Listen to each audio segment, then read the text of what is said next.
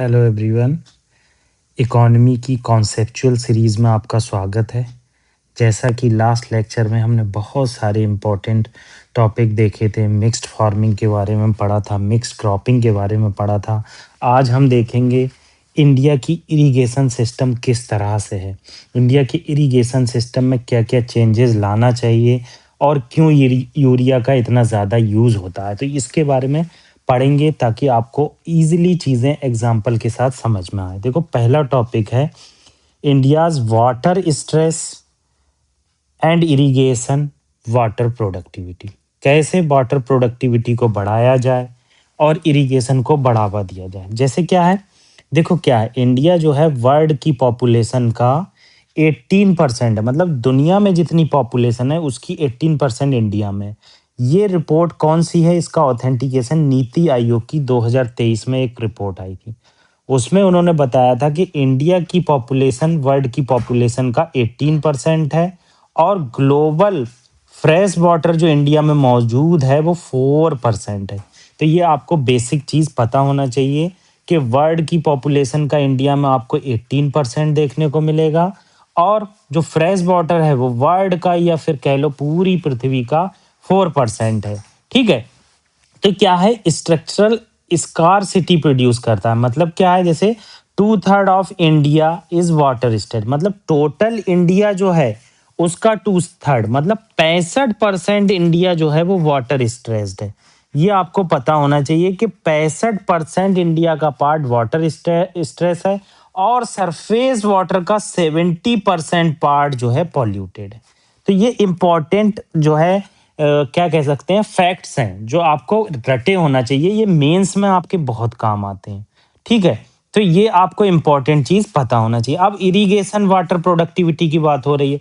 अब irrigation water productivity क्या है कि कितना वाटर हम यूज कर रहे हैं, उससे क्रॉप आउटपुट कितना आ रहा है, तो इससे वाटर की इफिशियंसी पता चलती है।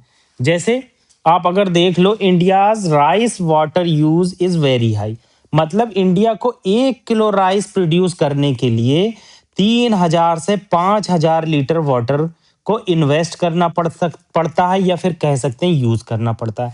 वहीं चाइना क्या करता है, कंट्रोल्ड फ्लडिंग से, सीड की वैरायटी से और प्रीसीजन इरिगेशन के थ्रू केवल 3 से 400 से 500 लीटर पर किलोग्राम राइस ही वो सॉरी वाटर ही यूज करता है राइस को प्रोड्यूस करने के लिए। तो ये बेसिक डिफरेंस बहुत ही इंपॉर्टेंट है कि किस तरह से इंडिया में वाटर का यूज बहुत ज्यादा है, उसमें प्रिसीजन की जरूरत है, उसमें कंट्रोल फ्लडिंग की जरूरत है, कैसे फ्लड को कंट्रोल किया जाए जिससे उसका यूज हम राइस को प्रोड्यूस करने में कर सकते हैं। तो ये इंपॉर्टेंट चीज है। कंटेम्परेरी कंसर्न क्या है, देखो लार्जेस्ट इरिगेटेड एरिया जो है इंडिया में वो वाटर डिपेंडेंट है। ठीक है, और वाटर की प्रोडक्टिविटी बहुत लो है। अगर 100 मान लो लीटर वाटर अगर प्रोवाइड कर रही है हमारी अर्थ इंडिया को, तो 30 से 35 लीटर ही वाटर यूज हो रहा है। ठीक है, मैक्सिमम जो ओवर डिपेंडेंसी है वो कनाल पर है, फ्री पावर पर है और पैडी पर है। मतलब पैडी और व्हीट के प्रोडक्शन के लिए कनाल, फ्री पावर इन सब का यूज होता है। तो ये बेसिक चीजें आपको पता होना चाहिए। ठीक है, आगे एक स्कीम की बात की गई है। जहां से मैं ये पढ़ा रहा हूं, जहां से मैंने नोट्स बनाए हैं वहां पर स्कीम्स भी आती हैं, तो बीच में मैं स्कीम्स भी डिस्कस करता हूँ। कॉन्सेप्चुअल सीरीज है, कोई भी कॉन्सेप्ट आपका छूटने नहीं चाहिए। तो प्रधानमंत्री कृषि सिंचाई योजना की बात की जाती है। देखो, प्रधानमंत्री कृषि सिंचाई योजना लॉन्च हुई थी 2015 में। ठीक है, एग्जैक्ट डेट जो थी 1 जुलाई 2015 थी। एक्चुअली ये क्रिएट की गई इंटर मिनिस्ट्रियल फ्रेमवर्क, क्योंकि इसमें बहुत सारी मिनिस्ट्री वर्क करती हैं। जैसे ministry of agriculture and farmer welfare इसे मेनली इंप्लीमेंट करता है। सपोर्ट मिनिस्ट्री ऑफ जल शक्ति का भी चाहिए और मिनिस्ट्री ऑफ रूरल डेवलपमेंट का भी चाहिए। इसका ऑब्जेक्टिव क्या है, हर खेत को पानी मिलना चाहिए।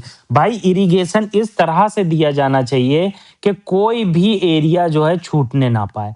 आपने देखा होगा विदर्भा रीजन हो गया, लातूर का रीजन हो गया, ये क्या है, ड्रॉट प्रोन एरियाज हैं। ठीक है, तो मेन एम प्रधानमंत्री कृषि सिंचाई योजना का यही रहता है कि किस तरह से कनाल डेवलप किया जाए, किस तरह से इरिगेशन की प्रोडक्टिविटी बढ़ाई जाए, जिससे जो वाटर स्ट्रेस्ड एरियाज हैं उनको फोकस बढ़े। तो ये इंपॉर्टेंट चीज आपको पता होना चाहिए। अब क्या है, ये इस स्कीम की जरूरत क्यों पड़ी, ये बहुत इंपॉर्टेंट है। लो वाटर प्रोडक्टिविटी, जैसे मैंने आपको बताई है कि किस तरह से इंडिया में वाटर की प्रोडक्टिविटी लो है। इस वाटर की प्रोडक्टिविटी को बढ़ाने के लिए, क्रॉप की प्रोडक्शन बढ़ाने के लिए, सस्टेनेबल इरिगेशन के लिए इसकी हमें स्कीम की जरूरत पड़ी। इसमें एक कंपोनेंट है मोर क्रॉप पर ड्रॉप, मतलब प्रधानमंत्री कृषि सिंचाई योजना में ये जो कंपोनेंट मिलेगा, ये प्रमोट करता है drip, sprinkle irrigation, fertigation, water saving technology. तो ये बेसिक चीजें आपको पता होना चाहिए कि किस तरह से वाटर की प्रोडक्टिविटी बढ़ाने के लिए क्या क्या गवर्नमेंट कर रही है। ठीक है, आगे कैसे इसे इम्प्लीमेंट किया जा रहा है, देखो इसके 4 मेजर कंपोनेंट हैं। एक्सेलरेटेड इरिगेशन बेनिफिट प्रोग्राम, इसके थ्रू क्या किया जाता है, हर खेत को पानी पहुंचाया जाता है। वाटर सेट डेवलपमेंट किया जाता है। अब वाटर सेट डेवलपमेंट क्या होता है, जैसे ये रिवर जा रही है आपके एरिया से, और आपके यहाँ पर बहुत सारे पेड़ लगे हुए हैं और आपके घर यहाँ पर है। ठीक है, तो ये जो वाटर यहाँ से जा रहा है, तो ये क्या करेगा, आपको यहाँ पर बहुत सारा शेड बना देगा। शेड का मतलब होगा इसकी जमीन में पानी होगा। तो ये जो पानी होता है, इसी को वाटर शेड डेवलपमेंट कहते हैं। ये जमीन जो है गीली रहेगी, या जब जरूरत होगी तो पानी आ जाएगा। पर ड्रॉप मोर क्रॉप हो गया। ठीक है, आउटकम और फंडिंग, देखो ये सेंट्रली स्पॉन्सर्ड स्कीम है। सेंट्रली स्पॉन्सर्ड स्कीम में राज्य और सेंटर मिल के क्या करते हैं, स्कीम को इम्प्लीमेंट करते हैं। जैसे कॉस्ट शेयरिंग 60-90 है सेंट्रल स्टेट, और नॉर्थ ईस्ट के लिए 90-10 है। मतलब नॉर्थ ईस्ट स्टेट के लिए सेंट्रल गवर्नमेंट क्या करती है, रियायत देती है, 90% खुद देती है पैसा, 10% जो है नॉर्थ ईस्ट स्टेट करते हैं। और आगे क्या बताया गया है, इसके थ्रू से हम वल्नरेबिलिटी खत्म करते हैं और वाटर को इफिशियंसी प्रोवाइड करते हैं। तो ये बेसिक चीज आपको पता होना चाहिए। प्रधानमंत्री कृषि सिंचाई योजना में कब लॉन्च हुई, कहाँ लॉन्च की गई, क्यों लॉन्च की गई, कौन मिनिस्ट्री है, और किस तरह की स्कीम है, सेंट्रली स्पॉन्सर्ड स्कीम है। नेक्स्ट टॉपिक क्या बताया गया है, फर्टिगेशन की बात की गई। फर्टिगेशन को डिफाइन किया गया। कभी कभी यूपीएससी 4 ऑप्शन दे देती है और पूछ लेती है फर्टिगेशन क्या है, मतलब इस तरह के टॉपिक पूछी। देखो फर्टिगेशन कुछ नहीं है, जब आप क्या करते हैं, वाटर पहुंचाते हैं क्रॉप पर, मतलब तो इसमें ड्रिप सिस्टम यूज होता है। जैसे क्या होता है, स्प्रिंकल इरिगेशन देखा होगा आपने, यहाँ पर क्या है, बहुत सारी पाइपलाइन जाती है और इसके थ्रू स्प्रिंकल किया जाता है। ड्रिप इरिगेशन में क्या होता है, ऐसे लाइन जाएगी और वहां से ऐसे ड्रिप होगा पानी, थोड़े थोड़े समय के बाद ड्रिप होगा। तो ड्रिप में क्या करते हैं हम, फर्टिलाइजर्स को मिला देते हैं। तो इससे क्या होता है, वो रूट तक पहुंच जाते हैं फर्टिलाइजर।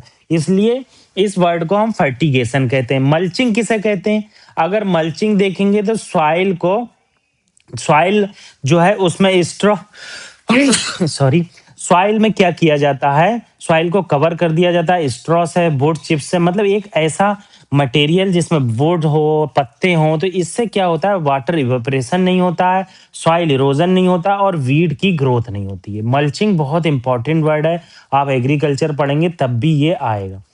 तो आपको ये बेसिक चीज पता होना चाहिए, फर्टिगेशन किसे बोलते हैं और मल्चिंग किसे बोलते हैं। ठीक है, आप फर्टिलाइजर की बात कर लेते हैं। सबसे इंपॉर्टेंट चीज यूरिया है इंडिया में। इंडिया में यूरिया बहुत ज्यादा यूज होता है, इसलिए इंडिया क्या करती है, यूरिया के लिए अलग सब्सिडी का प्रावधान करती है। देखो नाइट्रोजन, फास्फोरस और पोटेशियम, ये तीन जो है इंपॉर्टेंट प्लांट न्यूट्रिएंट हैं। वैसे इनका रेशियो 4:2:3 होता है, मगर इंडिया में 8:3:1 है। ठीक है, नाइट्रोजन जो है, इंडिया जो फर्टिलाइजर्स है, यूरिया जिसमें नाइट्रोजन बहुत ज्यादा होती है, वो सेकंड कंज्यूमर है, किसके बाद, चाइना के बाद। सेकंड प्रोड्यूसर है नाइट्रोजन फर्टिलाइजेशन का, और one of the core industry. मतलब कोर इंडस्ट्री क्या होती है, देखो कोर इंडस्ट्री वो है जो इंडिया की इकोनॉमी में बहुत ज्यादा पार्टिसिपेशन रखती हैं। जैसे रिफाइनरी हो गया, कोल हो गया, आयरन हो गया। तो इसमें से एक कंपोनेंट जो है फर्टिलाइजर इंडस्ट्री है। Second biggest subsidy after food, food को सबसे ज्यादा सब्सिडी गवर्नमेंट देती है, मगर उसके बाद जो सबसे ज्यादा सब्सिडी दी जाती है वो फर्टिलाइजर्स इंडस्ट्री को दी जाती है, ताकि किसानों को कोई भी दिक्कत ना हो। पोटास जो है वो मैट होती है, किसके थ्रू, इंपोर्ट के थ्रू, क्योंकि इंडिया में पोटास इतना प्रोड्यूस नहीं होता, इसलिए पोटास को विदेश से इंपोर्ट किया जाता है। ठीक है, अब क्या रीजन है इंडिया में हाईएस्ट यूरिया यूज होती है, देखो एक्सट्रीम यूरिया यूज होने का सबसे बड़ा इंपॉर्टेंट रीजन है कि यूरिया बहुत चीप मिलती है। चीप मिलना क्यों है, क्योंकि गवर्नमेंट क्या करती है, इसको जो है सेपरेट जो होता है न्यूट्रिएंट बेस्ड सब्सिडी, इससे अलग रखा हुआ है यूरिया को, क्योंकि यूरिया की डिमांड इतनी है, किसान जो है एग्रेसिव हो जाते हैं और उनकी क्रॉप जो है, धान हो गया, गेहूं हो गया, वो डिपेंड करती है यूरिया पर। तो यूरिया की बहुत ज़्यादा इंपॉर्टेंट है। न्यूट्रिएंट बेस्ड सब्सिडी जो है उसके अंदर यूरिया को नहीं रखा जाता है, क्योंकि फार्मर्स को ईजिली यूरिया मिल सके, सस्ते रेटों पे मिल सके, तो इसे डैप से, मॉप से और एनपीके से अलग रखा जाता है। डैप क्या है? डाई इथाइल अमोनियम पर ऑक्साइड, ऐसे समथिंग है, डैप की फुल फॉर्म मैं भूल रहा हूँ, डाई अमोनियम ऐसे करके है, तो ये जो डैप से अलग रखा गया है। ठीक है, दूसरी इंपॉर्टेंट चीज़ है, अगर ये यूज़ होता है, क्यों ज़्यादा यूज़ होता है? अवेयरनेस की कमी है, अवेयरनेस बहुत ज़्यादा कम है। जैसा आपका पड़ोसी बहुत ज़्यादा सॉइल डाल रहा है, सॉरी यूरिया डाल रहा है, आप भी नाइट्रोजन को ओवरडोज दे रहे हो ताकि किसानों की खेती फसल अच्छी हो। कभी कभी किसान इतनी ओवरडोज दे देते हैं कि आपको जो किसानी है, वो जो यूरिया है, जो आपकी खेती है, वो पीली हो जाती है। तो इसलिए इंपॉर्टेंट है कि लैक ऑफ अवेयरनेस है और इम्बैलेंस सॉइल न्यूट्रिशन है। ठीक है, easy availability and high dependence on nitrogen क्या है? देखो, इंपॉर्टेंट चीज यहां पर ये चीज निकल कर आती है कि गवर्नमेंट क्या करती है? सब्सिडी देती है। और जब सब्सिडी देती है तो गवर्नमेंट सब्सिडी देने के बाद क्या करती है कि इसमें बहुत ज्यादा इजीली मिल जाती है। और पंजाब हरियाणा में तो यूरिया इतनी ज्यादा यूज होती है कि आज जो वहाँ की सॉइल है वो बहुत ज्यादा इनरिच हो गई है, उसमें फर्टिलाइजर की बहुत जरूरत पड़ती है। और वहां पर कोई भी दलहन क्रॉप नहीं होती। दलहन क्रॉप कौन सी होती है? जिसमें लेग्यूमिनस क्रॉप कहते हैं इंग्लिश में। ठीक है, उसका यूज नहीं होता। अब यूरिया और न्यूट्रिएंट बेस्ड सब्सिडी के बारे में थोड़ा डिस्कस कर लेते हैं। देखो, यूरिया को न्यूट्रिएंट बेस्ड सब्सिडी में नहीं रखा गया। न्यूट्रिएंट बेस्ड सब्सिडी क्या होती है? अगर मान लो आप पोटास बहुत ज्यादा, गवर्नमेंट कह रही है पोटास का बहुत ज्यादा यूज बढ़ रहा है इंडिया सॉइल में, हमें सब्सिडी देना चाहिए, तो पोटास में सब्सिडी मिलेगी। मतलब ये स्कीम ऐसी है, जिस न्यूट्रिशन की ज्यादा यूज है उसको ज्यादा ही दिया जाता है। ठीक है, दूसरी इंपॉर्टेंट, यूरिया को न्यूट्रिएंट बेस्ड सब्सिडी स्कीम में नहीं रखा गया। उसका इंपॉर्टेंट रीजन ये है कि नाइट्रोजीनियस फर्टिलाइजेशन बहुत ज्यादा यूज होता है और ये सेंट्रल सेक्टर स्कीम की तरह यूज है। इतना ज्यादा यूज है कि इसका जो है डाइवर्जन आपको देखने को मिलेगा। कहीं कहीं प्लाईवुड इंडस्ट्री में देखने को मिलेगा, एनिमल फीड में, और स्मगलिंग भी नेपाल और बांग्लादेश को की जाती है। सस्ते रेटों पर किसान ले लेते हैं और उसमें से कुछ लोग क्या करते हैं, सारे लोग नहीं होते हैं ऐसे, कुछ लोग क्या करते हैं, उन सस्ते जो यूरिया मिलती है उसे नेपाल या फिर जो पड़ोसी कंट्री है उसे बांग्लादेश महंगा बेचते हैं। नीम कोटेड यूरिया की ये प्रॉब्लम खत्म हो जाती है। अगर नीम कोटेड यूरिया यूज करेंगे तो इंडस्ट्री और एनिमल फीड में और प्लाईवुड इंडस्ट्री में इजीली नहीं यूज हो सकती। ठीक है, अगर ज्यादा यूरिया पर सब्सिडी दी जाएगी तो फिजिकल बर्डन तो आएगा ही आएगा, सॉइल पर भी लॉस देखने को मिलेगा। यहाँ मैंने आपको बता दिया कि किस तरह से न्यूट्रिएंट बेस्ड सब्सिडी दी जाती है, ये आपको पता होना चाहिए। Thank you very much. Revision is the key of success. जितनी ज्यादा रिवीजन उतनी करीब सक्सेस।